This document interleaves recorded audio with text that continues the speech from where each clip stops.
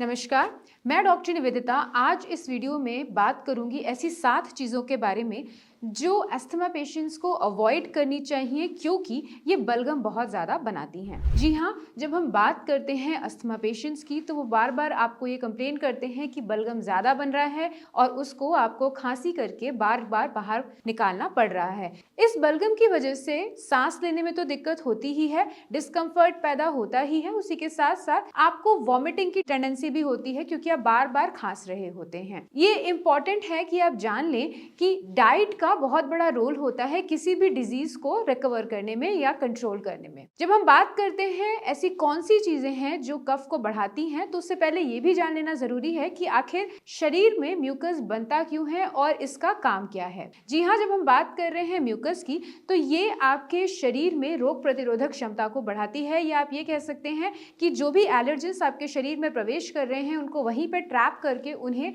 खत्म करती हैं, उन्हें अंदर शरीर तक जाने की अनुमति नहीं देती है ताकि डीप पेनिट्रेटेड इन्फेक्शन ना हो पाए। लेकिन अगर ये बलगम ज्यादा हो जाता है यानी कि बहुत ज्यादा प्रोड्यूस होने लगता है तो यही कारण हो जाता है खांसी का, या फिर आप ये कह सकते हैं कि बलगम जो जब ज्यादा उत्पन्न हो रहा है तो उसको निकालने के लिए इतनी जोर से खांसी आती है कि वॉमिटिंग में भी वो कन्वर्ट हो जाती है।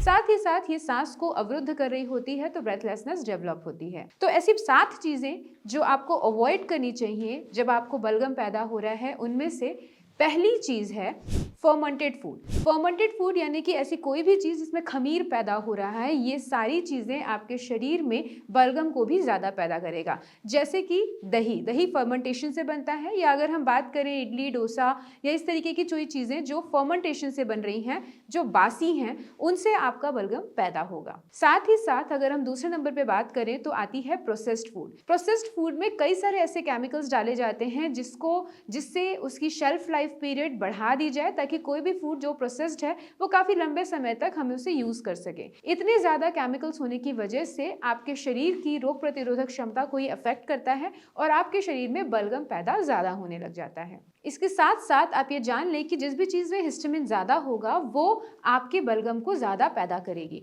तो ऐसी सारी चीजें जिसमें हिस्टामिन बढ़ता है, जिसमें हिस्टामिन ज्यादा होता है, वो आपको अवॉइड करना चाहिए। जिसमें सबसे इंपॉर्टेंट आता है आपका बनाना, या अगर हम बात करें कि पालक, टोमेटो, ये 4 चीजें ऐसी हैं जो आपके शरीर में हिस्टामिन को बढ़ाती हैं और आपके बलगम को भी बढ़ा देती हैं। तो आपको ये सारी चीजें भी अवॉइड करनी चाहिए। इसी के साथ साथ आपको डेयरी प्रोडक्ट्स को भी अवॉइड करना चाहिए क्योंकि डेयरी प्रोडक्ट्स आपके शरीर में जो बलगम है उसे उत्पन्न करता है, उसे पैदा करता है। तो अगर आपको डेयरी प्रोडक्ट लेना भी है उसे थोड़ा सा मॉडिफाई करके लीजिए। जैसे कि अगर हम दूध की बात करें तो हल्दी वाला दूध लें, या अगर हम मठे की बात करें तो पानी मिला के उसे थोड़ा डाइल्यूट करके लें। इसी तरीके से अगर हम पनीर की बात करें तो थोड़ा सा फैट कम करके उसे थोड़ा सा आप कुक करके जब लेते हैं तो कम बलगम पैदा करता है। तो इस तरीके से हमने बात की कि ऐसी सारी चीजें जो आपको अगर बलगम ज्यादा पैदा हो रहा है तो अवॉइड करनी चाहिए। तो इसी के साथ साथ खट्टी चीजों को भी आपको अवॉइड करना चाहिए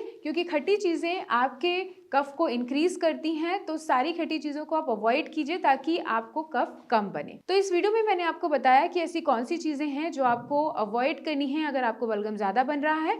अगर आपको अस्थमा से रिलेटेड, बलगम से रिलेटेड, सांस लेने में कोई तकलीफ है, इस परेशानी से रिलेटेड कोई भी समस्या है तो आप कमेंट सेक्शन में कमेंट करके या दिए हुए नंबर्स पे कॉल करके भी जानकारी प्राप्त कर सकते हैं। मैं और मेरी टीम पूरी तरीके से कोशिश करेगी आपकी हेल्प करेगी। नमस्कार।